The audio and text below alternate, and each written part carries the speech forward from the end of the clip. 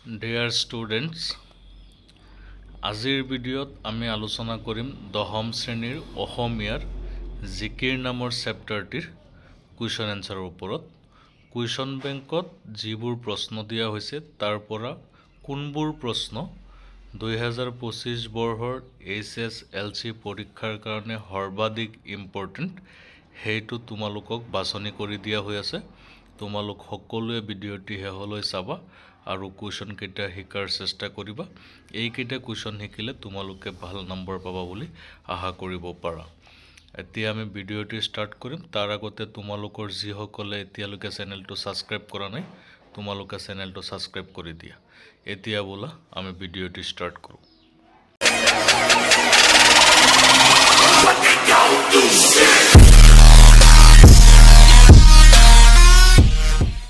এইটো চেপ্টাৰৰ পৰা তোমালোকে শিকিবা জিকিৰৰ ৰচক কোন।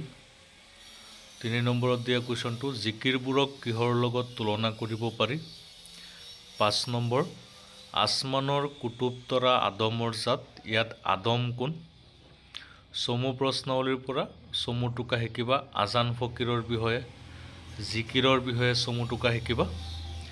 আৰু তাৰপিছত চোৱা 3 নম্বৰ কুৱেশ্যনটো আসমানৰ কুতুব তৰা আদমৰ জাত, হজাত মইনে আছে ঘনে লগাই মাত, অন্তৰ্নিহিত অৰ্থটি বুজাই লিখা। এইটো শিকিবা। 4 নম্বৰ মক্কাৰ দুৱাৰত চাহাব জীৱই মাৰে তালি, যেনে হালে হলৰ লগত দৰিকাৰ টপালি, কবিতা ফাঁকিৰ অন্তৰ্নিহিত ভাৱটি বিশ্লেষণ কৰা। তাৰপিছত তোমালোকে শিকিবা 6 নম্বৰত থকা কুৱেশ্যনটো জিকিৰ শব্দটো কি শব্দৰ পৰা ওলাইছে। তোমালোকে এইটো চেপ্টাৰৰ পৰা ৰচনাধৰ্মী প্ৰশ্নাৱলীৰ ভিতৰত প্ৰসংগ সংগতি দৰ্শাই ব্যাখ্যা শিকিবা। 3টা ব্যাখ্যা বাছনি কৰি দিয়া হৈছে। ইয়াৰ পৰা এটা ব্যাখ্যা তোমালোকৰ পৰীক্ষাত এইবাৰ আহিবই। ক নম্বৰটো পানী মৰে পিয়াহত অগ্নি মৰে জাৰত, খুদা ৰচুল লুকাই আছে মুমিনৰ আঁৰত। খ নম্বৰ মক্কাৰ দুৱাৰত চাহাব তীৰবেণীৰ ঘাট, পেহাব নোৱাৰে তাত মায়াই ভেটে বাট। আৰু ঘ হজাৰ মইনাটিৰ অনেক যুগুতি, দেওমাৰি পাৰ হ'লে এৰিলে পিৰিতি।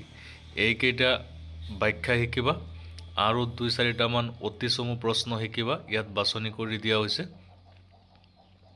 1 নম্বৰটো তীৰবেণীৰ ঘাটত বেহাবলৈ যাওঁতে কিহে বাট ভেটা দিয়ে।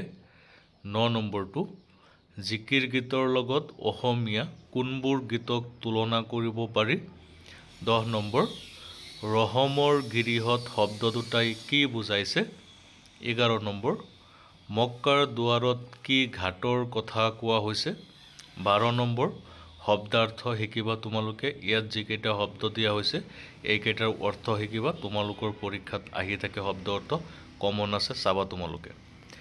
চমু প্ৰশ্নাৱলীৰ ভিতৰত এই 2 নম্বৰ কুৱেশ্যনটো চাবা খুদা ৰচুল লুকাই আছে মুমিনৰ আঁৰত, এই ফাঁকি কথাৰ ৰচুল আৰু মুমিন শব্দ দুটাৰ অৰ্থ লিখা।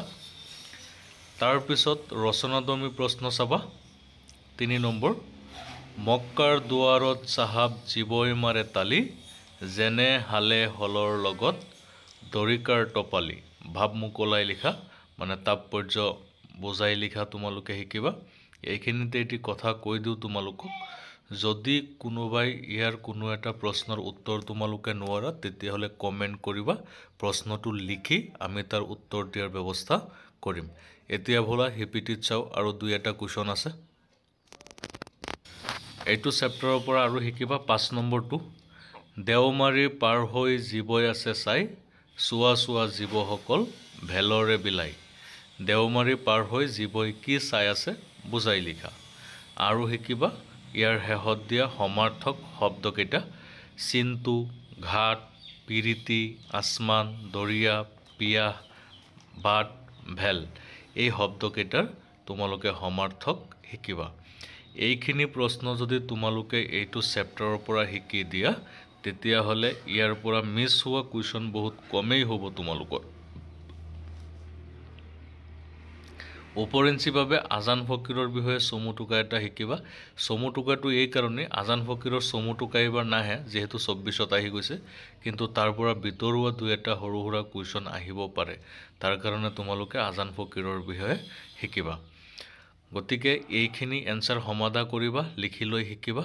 তোমালোকৰ প্ৰি ফাইনেল আৰু ফাইনেলত ইয়াৰ পৰা কমন থাকিব। এতিয়া আজিলৈ ইমানখিনি, ধন্যবাদ থাকিল।